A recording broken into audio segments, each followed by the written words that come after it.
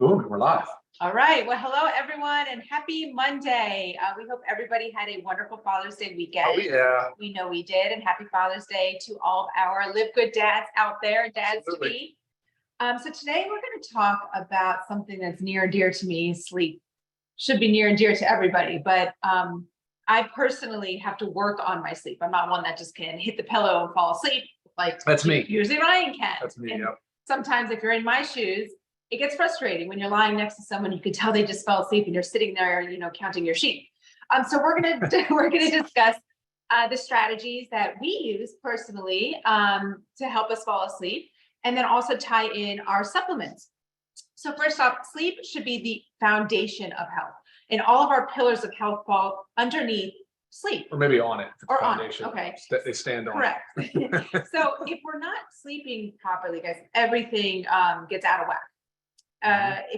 Most people are actually 50 to 70 million in the US struggle or have sleep disorders. Okay. 1 in 3 do not get 6 or less hours of sleep. So do not get the recommended 7 to 9 hours of sleep. Okay. 1 in 3. It's a really big deal. Yeah. These are high numbers. Right. And think of all the health conditions that can follow along with lack of sleep. Oh, yeah. Well, so sleep deprivation, and this is a really big topic, and I think there's a lot of cultural aspects that play into this too, but like sleep deprivation is probably the largest risk factor for chronic disease. We're seeing a nonlinear growth and acceleration of chronic disease, right? We're also seeing a nonlinear growth of sleep deprivation. So I think the study showed like 1942, roughly back in the 40s, average sleep per night was 7.9 hours, 8 hours. Recently it's down to 6.5.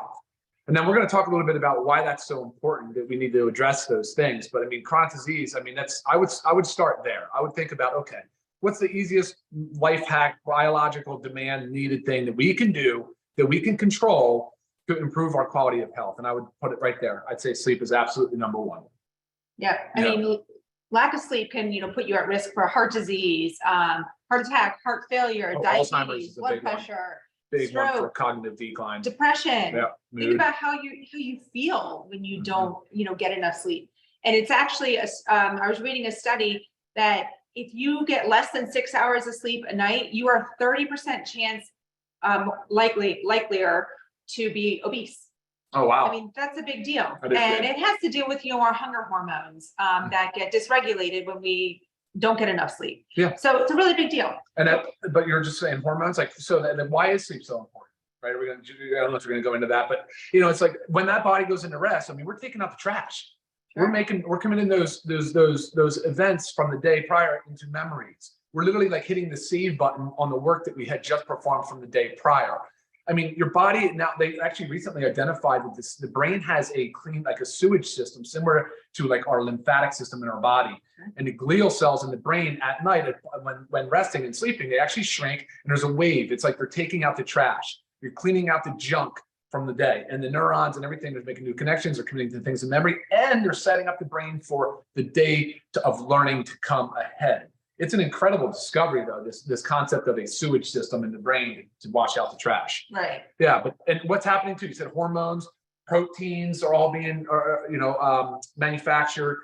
Obviously, we're seeing a lot of biochemical reactions while we're sleeping, and the sleep scientists are starting to get a better understanding of it. It's still a giant mystery. We spend a third of our lives, right? If you're doing 8 out of 24 hours, a third of our lives asleep, and and unfortunately, it seems to be that most people aren't really putting that as high of a priority as it probably should be. A couple of quick things that are of note, like the Guinness Book of World Records banned. They won't even allow people to try to achieve sleep deprivation records. Right? It's just too dangerous.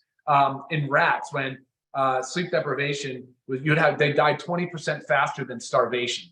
And there's a lot of studies that they've used lab rats for, and it's quite unbelievable actually when you start looking into the studies that have been done. It's very conclusive. It's without a doubt. So, which just shows you that we really need to make this a priority in our lives. Yeah. You need to shut your body down earlier. If you're working up right until the last minute, yeah.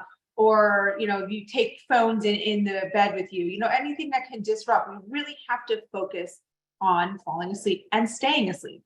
I think that's a good time to say that let's take Our routine. approach today to a practical application. Instead of going into sleep cycles, brainwave, the different waves, the sleep science, and all the different things to do with like the sleep science, I think we should go into more of a practical approach of, look, we are no authority in the space of sleep, right? We're not sleep scientists. But from a practical perspective, we invest a lot of time and energy and actually money into getting a good night's rest. So I think that's a good way to look at today's sort of Zoom, is to make sure that we cover the things that work for us. And at the end of this, I just hope that you guys can take home something that might improve your sleep or loved ones. For sure. A few things that are a little bit of common knowledge to avoid prior to sleep. So first of all, caffeine. We know that it's going to disrupt our sleep. Ryan is extra sensitive to caffeine, so he knows he has to cut himself off a little bit earlier in the day. But, way earlier. Right. Usually a good rule of thumb is 2 p.m. Don't have any caffeine after 2 p.m. That's tough. I personally do noon. Yeah. And then you're sometimes. So let's look at caffeine though, because that's such a prevalent, like, sleep disturbing chemical, right, that we use. It has a half-life of 4 to 5 hours, right? I know I'm a poor metabolizer of caffeine. I had my genetic test done to show my pharmacokinetics or pharmacogenomics. And I know I'm a poor metabolizer.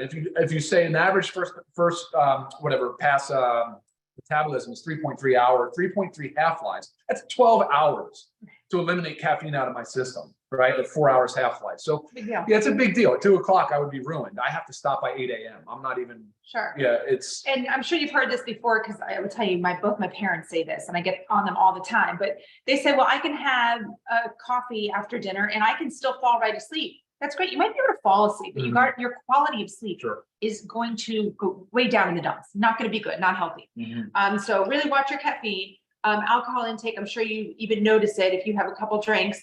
That night is just your sleep quality isn't as good. REM ruins the REM. Ruins the REM, yeah, and everything is a little thrown off. You want to exercise regularly, but not too close to bedtime, because the whole body heart rate up basically can throw that off.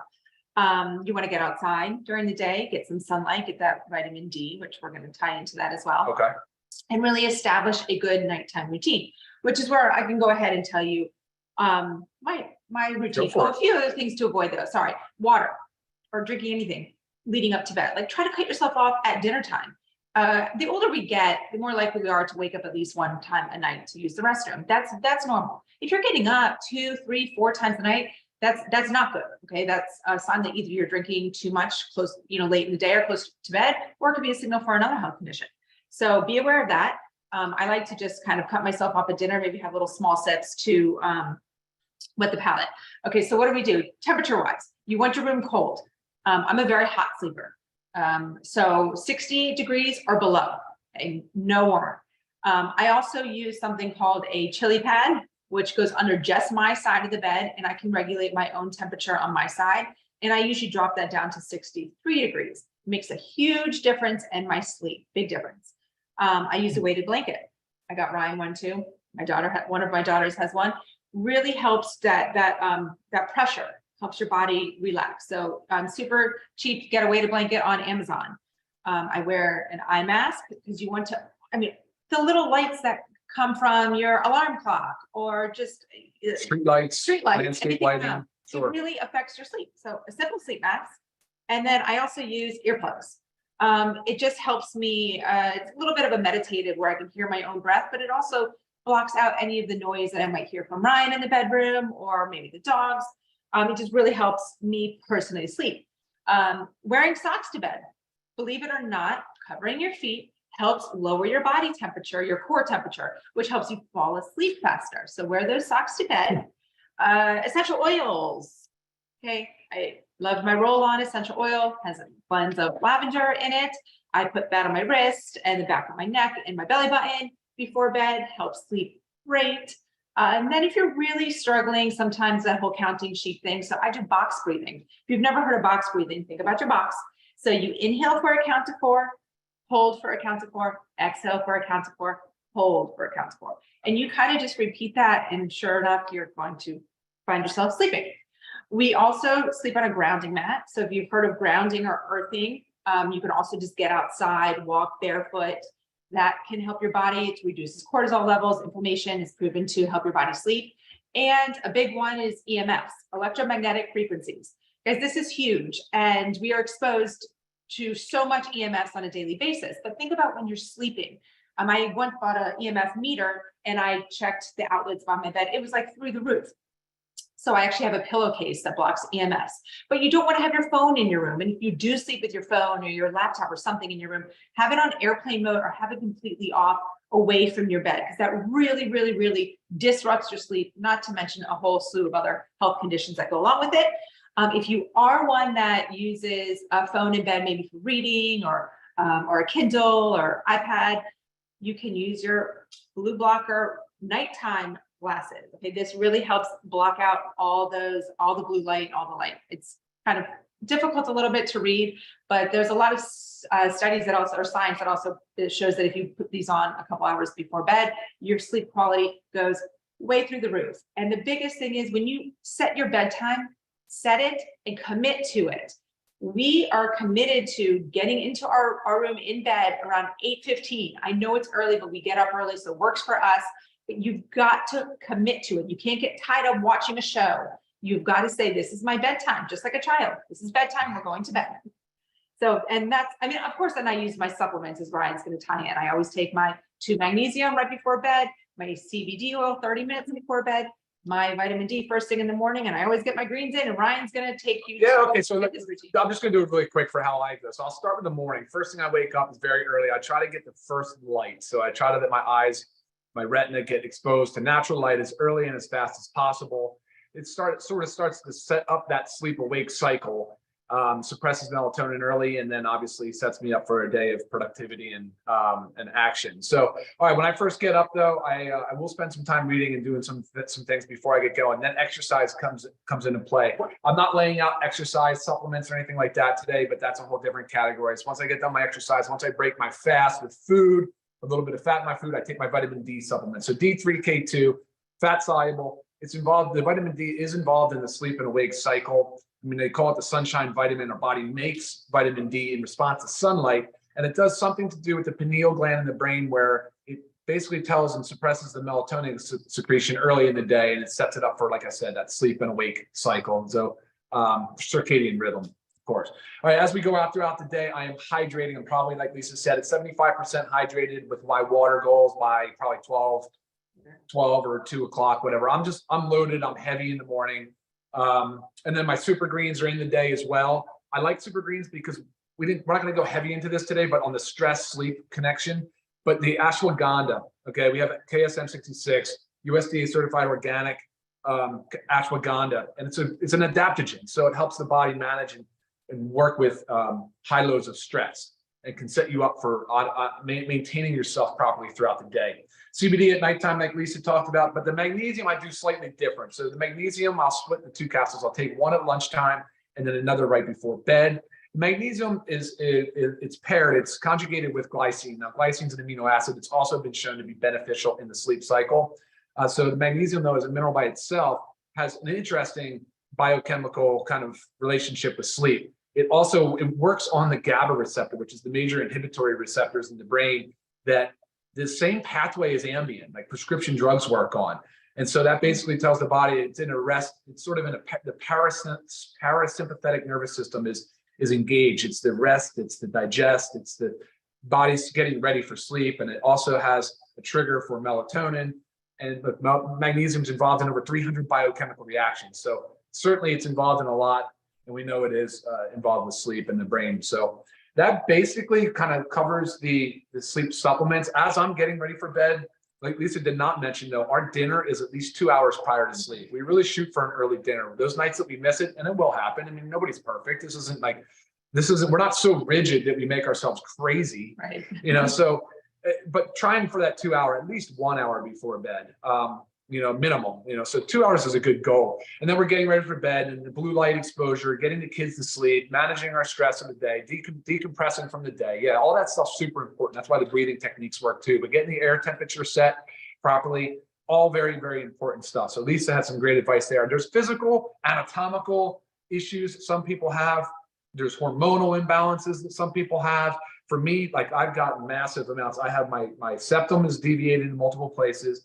My I have a collapsed nasal passage. I mean, it's just crazy. So I have to wear like, I actually, for the people that snore and have trouble with the nasal breathing, you know, just due to whatever, sports injuries, broken nose multiple times, I actually have nose vents. These are little like silicone vents you can get on Amazon. Insert in the nose, can keep the airway open. They're a similar idea and concept to the clear passage or these nasal strips, right? To just kind of open the passageway. I do the same thing. I work through my breathing.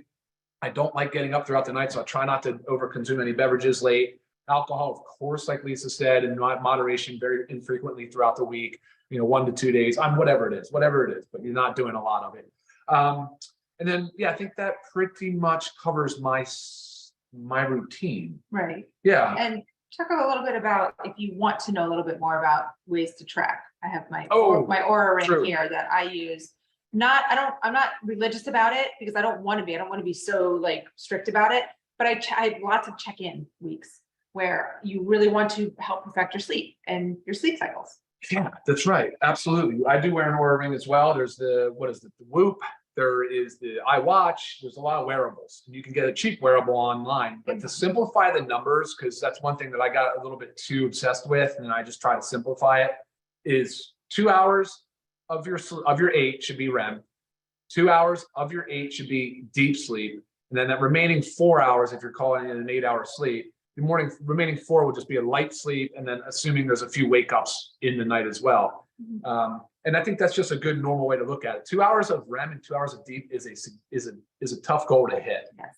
It's not easy. Like I'm not hitting 2. And when I do, I look for the supplements that work the best. And I would say for sure that the magnesium has been a big player in that. Right. Yeah, absolutely. And just remember, everybody's different. So you guys have to try what works for you. It's really about experimenting with things. Yeah, no, it's a huge topic, guys. And I really hope this, at least there's a simple takeaway message of like, get 7 to 9 hours of sleep. Let's start there. If you're already doing that and you're really trying to dial it in, listen to some of the things that Lisa said. And if you have any suggestions, please let us know. Send us an email or whatever other way of messaging. And if you are getting 7 to 9 hours, guys, but you don't wake up feeling rested, you really should track your sleep and see what sleep stage you're missing, because you could really be deficient in one of those sleep stages that you've got to work on. Because if you're sleeping 7 to 9, you should wake up feeling like a rock star. Yeah, absolutely. Yeah, and sleep apnea, of course, we've all heard about the risks associated with sleep apnea and heart disease and all the different things and the problems with that. So I did actually try. I tried the machine, but the machine just didn't work for me. Right. Oh, and there's one other thing I did mention too, is regular sauna use.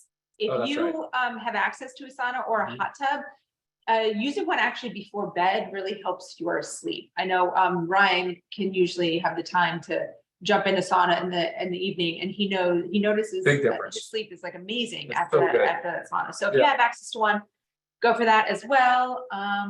Anything coming up? Geez, so much coming up. Yeah. So what are you hinting at?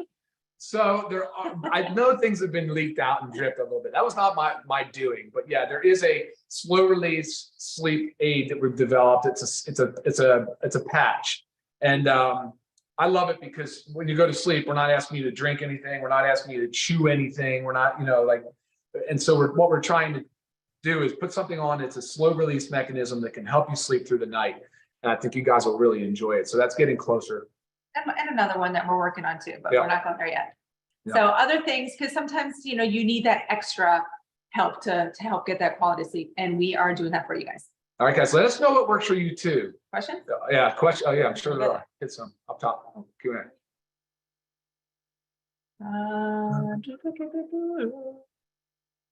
Caffeine comments. Please keep that caffeine early. Cut it off early. Plus, it's not good. How early do we wake? I mean, I get about 4:30. Ryan's a little bit 5:30. 5:30. But we're also in bed at 8:30. What's the name of the nose vent? Not sure. Just type in nose vent on Amazon. There's different sizes and such too. You need to figure out which ones work for you. Your wife sleeps and is always tired. Definitely track the sleep, like we said, and I would also get some other things checked out with her doctor, because again, if you're sleeping and not feeling rested. Well, yeah, too much sleep is not necessarily ideal either, right? Anything above 9 hours a day. We didn't talk about napping. Napping can be very, very beneficial for the right person, but you're not really, doing yourself many favors if you're napping late in the day and then disrupting your sleep. Yes, magnesium 100% helps with sleep. I don't like the machine either. The CPAP was really tough for me. They do make A full mask. or a mouth guard. Oh, that's that- true. I forgot about that. Yeah, I would talk to your dentist about that, because there's a mouth guard that can be fitted to you that it's supposed to help with sleep apnea. For the sleep apnea, you can even buy it. There's one on Amazon. Be careful because it can cause TMJ of the jaw, but there is a mouthpiece. It kind of keeps the jaw, the lower jaw, from slipping down. It keeps it in place. It's beautiful. It works phenomenally for me, but I do wake up with jaw soreness. I can't remember the brand of the grounding mat I have, but if you can email me, lisa@livegood.com, I'll look that up and let you know. Yeah, work schedules can be really, really tough. People that have careers that get in the way of like a normal, say, night's sleep or whatever it is, you really have to make tough decisions in your life and figure out ways to balance that out. Especially for a lot of your travelers too, that are constantly subjected to jet lag. Super greens can be used close to bedtime. I mean, but they don't need to be at all. It's just about balancing your stress response throughout the day. So keep it early. I would keep super greens earlier. Don't mess with too much around bedtime. Minimize. And you don't want to drink all that fluid, right? So, okay, I think that was it. Yeah. All right. Great. Awesome. Let us know, guys. We'd love to hear back from you on this topic as well. We know it's a lot of different little life hacks, and I hope you were able to take away at least one or maybe few ideas and borrow some things from the things that work for us. Yes. All right, guys. Take care, Take care. everybody. Enjoy Have a super productive week. Bye, everybody. Bye.